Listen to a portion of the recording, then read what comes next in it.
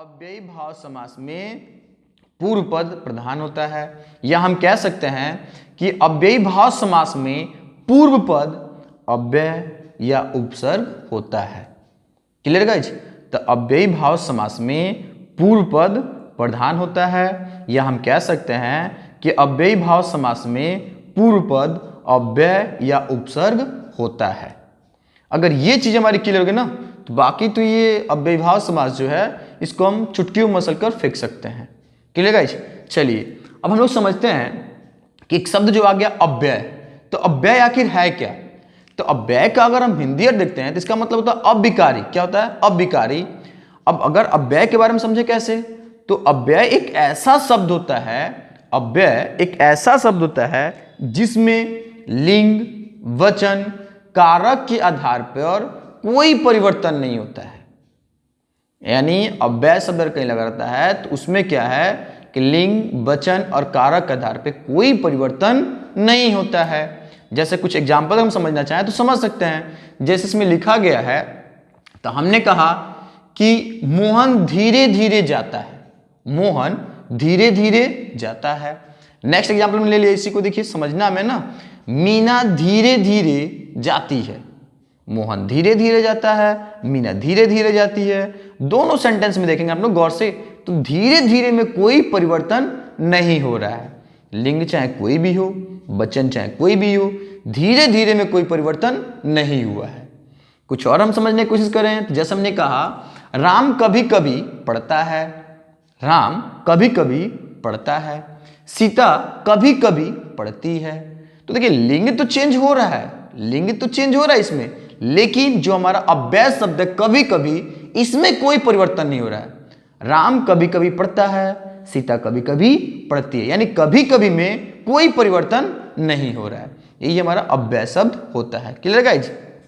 Next हमारा दिया गया था कि एक उपसर्ग हमको ध्यान देना है। तो उपसर्ग, जैसे कि आप लोग इसको उपसर्ग देखकर आप लोग भली बात इसके बारे में आप लोग जानते होंगे। उपसर्ग क्या है? ये किसी भी शब्द के आगे अगर क्या होता है, लग जाता है और उसके अर्थ में क्या करता है, परिवर्तन कर देता है।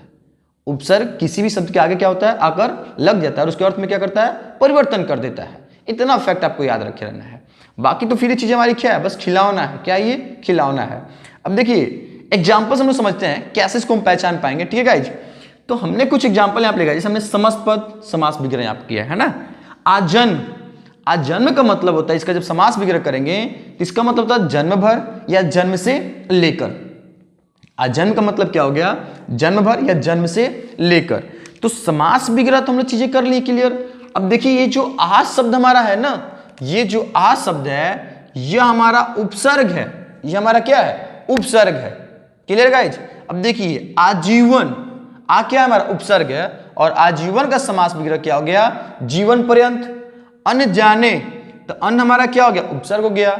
अनजाने का जो समास विग्रह हमारा हुआ, जाने बिना।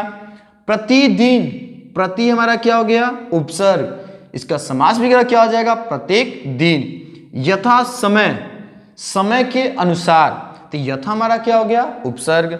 अनुरूप, रूप के योग, अनु हमारा क्या हो गया? उपसर्ग। भरपूर, भरपूर समास विग्रह हमारा क्या हो गया? पूरा भरा हुआ, भर क्या हो गया हमारा? उपसर्ग। निडर, बिना डर के, तो नी हमारा क्या हो गया? उपसर्ग। बेशक, शक के बिना, तो बे हमारा क्या हो गया? उपसर्ग। प्रत्यक्ष, प्रत्यक्ष का मतलब क्या होता है? आंखों के सामने, तो प्र हमारा क्या हो गया? उपसर्ग। सपरिवार, तो स हमारा क्या हो गया? उपसर्ग। यानी सपरिवार का जो समास विग्रह होगा, भर, नि, बे, प्र, स, ये सब हमारा क्या है? उपसर्ग। ये सब हमारा क्या है? उपसर्ग है। कुछ एग्जाम्पल्स हमने यहाँ पे लिखा है जिसको आप देख कर बता सकते हैं। जैसे देखिए यथा समय मैंने पढ़ रखा है। यथास्थान क्या हो जाएगा? अव्ययी भाव समास। यथाशक्ति, यथासंभव, यथोचित, आमरण, भरपेट, यथारुचि, यथासाध्य, यथाशीघ्र। अब ये कुछ हटकर, जैसे देखिए हाथों हाथ, बीचों बीच, कानों कान, दिनों दिन, घर घर, गांव गांव। ये जो एग्जाम्पल है, जैसे हमारा क्या है? हाथों हाथ, हाथी हाथ में। इस तरह का भी जब हमारे सामने क्या होगा, अगर एग्जाम्पल दिया गया होगा, तो ये भी हमारा क्या होता है? अव्ययी भाव समास में होता है। एक नोट यहाँ पर हमने लिखा है कि जो भी आप यहाँ पर देख रहे हैं समस्त पद दिया गया है ना, समस्त पद।